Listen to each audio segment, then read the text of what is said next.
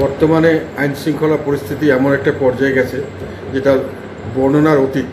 আমরা কোনো সময় আমাদের জীবদ্দশা কি আগে কোনো সময় শুনিনি যে বাংলাদেশের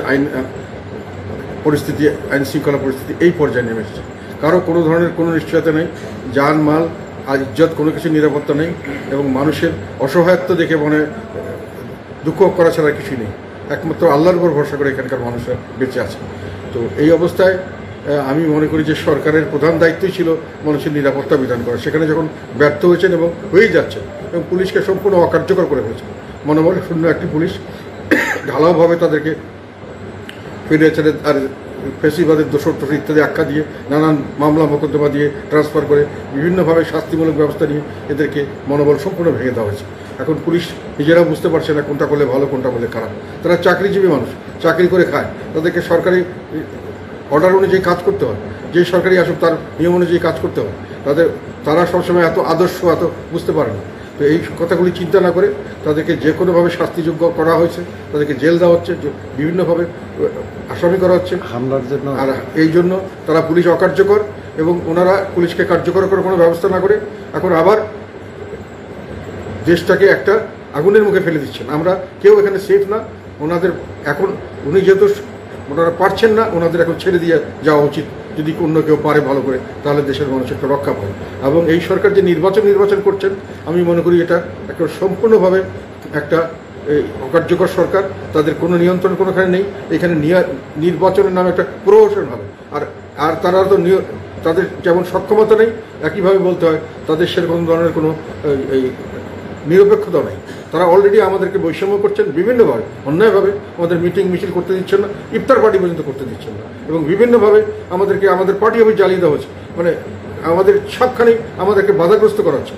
সেখানে আমরা নির্বাচনে অংশগ্রহণ করে কতটুকু আমরা সুফল পাবো? আর ওনাদের নিজস্ব কিছু ফেভারিট মানুষ এবং দল, সেগুলোকে ওনারা বিভিন্নভাবে পৃষ্ঠপোষকতা করছেন।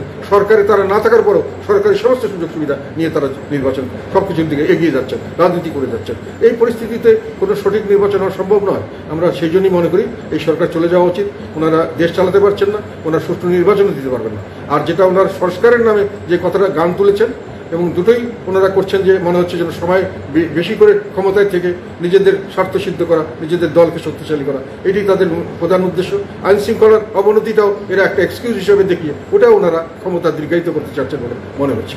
তো আমি সংস্কারের কথা এটাই বললাম, যারা সংস্কারের কাজে আছেন তারা অত্যন্ত জ্ঞানীগুণী মানুষ, লেখাপড়া ভালো, সবই আমি বিশ্বাস করি। কিন্তু একটা কথা আমাদের বলতেই হবে যে ওনারা বাংলাদেশের রাজনীতি সম্পর্কে তাদের কোনো ধরনের কোনো রকম ধারণা নেই, এবং তারা রাষ্ট্র পরিচালনা কিভাবে হয় সেই সব সম্পর্কে, বাংলাদেশের রাষ্ট্র কিভাবে পরিচালিত হয়, তার রাজনীতি কিভাবে পরিচালিত হয় সে সম্পর্কে তাদের কোনো বাস্তব কোনো অভিজ্ঞতা নেই। ফলে তারা যেগুলো প্রপোজাল দিবেন এগুলো বাস্তবসম্মত প্রপোজাল হবে না। হয়তো কিছুটা এই যে নতুন দল তৈরি করা হচ্ছে এই অন্তর্বর্তীকালীন সরকারের প্রধানের পৃষ্ঠপোষকতা বা তাদের সেই ধরনের দলের সুযোগ সুবিধা দেওয়ার জন্য হয়তো ওনারা সময় বৃদ্ধি করতে চাচ্ছেন, একটা নির্বাচনে একটা রিফর্মসও করতে চাচ্ছেন। আমরা এই জন্যই মনে করি এনাদের অধীনে কোনো রিফর্মস আমরা হওয়া সঠিক হবে না।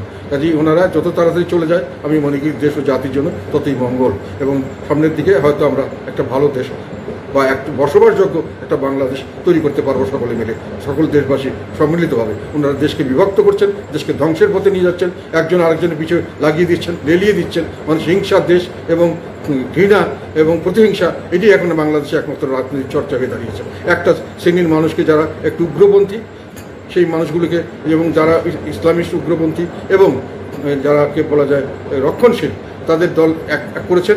বাকি সব যারা উদারপন্থী মানুষ তাদেরকে তারা ফেসিবাদের দোষর এবং ফেসিবাদ হিসাবে চিহ্নিত করে তাদেরকে সমস্ত রাজনীতিকে বাইরে বের করে দিচ্ছেন। এবং এমন কথা তাদের ঘনিষ্ঠজন থেকে শোনা যায় যে তাদের শুধু রাজনীতি করার নাই, তাদের বেঁচে থাকারও কোনো অধিকার নাই। তো কাজে তারা অর্ধেক মানুষকে বাদ দিয়ে তারা একটা রাজনীতি করতে যাচ্ছেন দেশে, হুইচ ইজ ইম্পসিবল, ওইটা কোনোদিনই সম্ভব হবে না।